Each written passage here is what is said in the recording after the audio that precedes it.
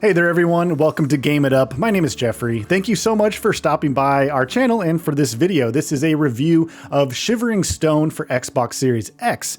This is a sliding puzzle game set in a cozy, wintry, icy landscape, and it's a short but simple game, but I'm excited to talk about it in this review. I do want to give a big thank you to the publisher Eastasiasoft for providing a review copy of this game. Thank you to them. And the game was developed by Double Mizzlee.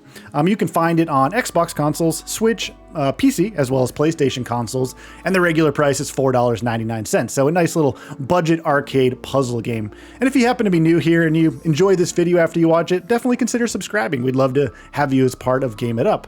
So what exactly is Shivering Stone? So this is, as I mentioned at the start, a sliding puzzle game. But instead of sliding blocks or things like that you would do in a lot of these arcade style games that you can wrap up in an hour or two, this one you're sliding these icy, snowy covered stones in a wintry aesthetic across these little like frozen ice ponds. It's a really nice little setup. I appreciate it. I wouldn't actually normally play a little simple sliding puzzle game like this, not because I don't enjoy them, but because I'm just not that good at them. My brain doesn't really know how to operate and think of puzzles this way, and that's just kind of true for most games.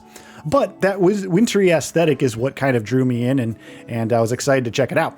So in my time with this game, it's very simple. You're not getting a lot here. It's literally 50 stages. You start with stage 1, you move your way through, and you basically want to slide each of these icy, snow-covered stones across the frozen water ponds or whatever they are, and get them into these holes or switches basically that then lower these gates, and then you can walk to the gates and move on through. So that's the game. There's not really anything more than that. It can be challenging. Some stages I was able to figure out pretty easily. Some took a little bit longer than others, but there was one major frustration. So the controls are simple. You basically can walk your little character. I should say there's actually no story, there's no setup, you're literally just thrown right into it. So it is like a pure arcade puzzle game, no other setup, which is fine in a game like this. It's not necessary. But our little character, who's this little like villager guy, he can basically walk and then push the stones. That's it. There's no running, there's no other movements, there's not items, there's not collectibles or things like that. It's quite simple, but it works in this premise.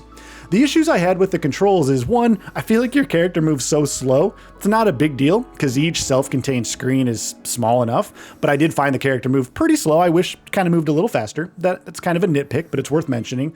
But the biggest issue I have is some of these stones don't always push where you think they will, or when you do push it somewhere, you can't always push it somewhere else. So I'll try to show this in the gameplay right now because I tried to capture some of it, but when you slide one of the stones, you'd think you'd be able to slide it in a certain other cardinal direction, but sometimes it either gets stuck or it doesn't slide, but it seems like it would. I don't know if that was an issue or a glitch or a bug, but it was something I encountered. But fortunately, if that happens, and it's not often, you can quickly press a button, in this case Y on Xbox, and it resets the stage immediately. So no harm, no foul. It's worth, doing that if you get stuck, because there are seemingly multiple solutions for each puzzle. I'm not sure, but it seems like I was able to kind of figure them out multiple ways. I did try to keep basically the puzzle stuff to like more of the beginning ones, because I don't want to spoil all of them, since that's literally all of the gameplay. It's just solving the puzzles. So the gameplay itself is simple. You're kind of just getting what you get: 50 stages of sliding puzzles, an arcade style game with some control issues, some little like bug things where it doesn't always slide right, but above and beyond that, it mostly works well. The reason that I really do enjoy this game, even though I don't generally like puzzle games, is for that aesthetic. The cozy, wintry, snowy landscape and the aesthetic is really, really nice here. The music is somber and tranquil and just kind of keeps you hooked to the screen.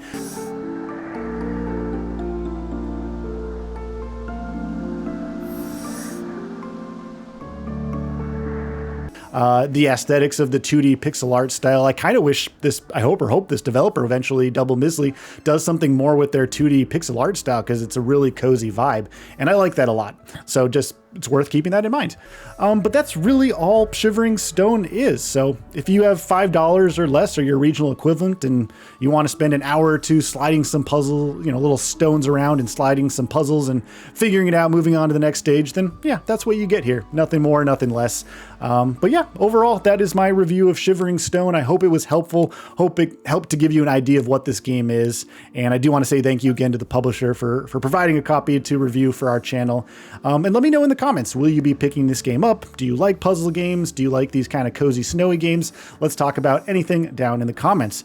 But thank you for watching. Please do like and subscribe to Game It Up, and we will look forward to seeing you in the next video. Have a truly wonderful and happy day. Bye-bye.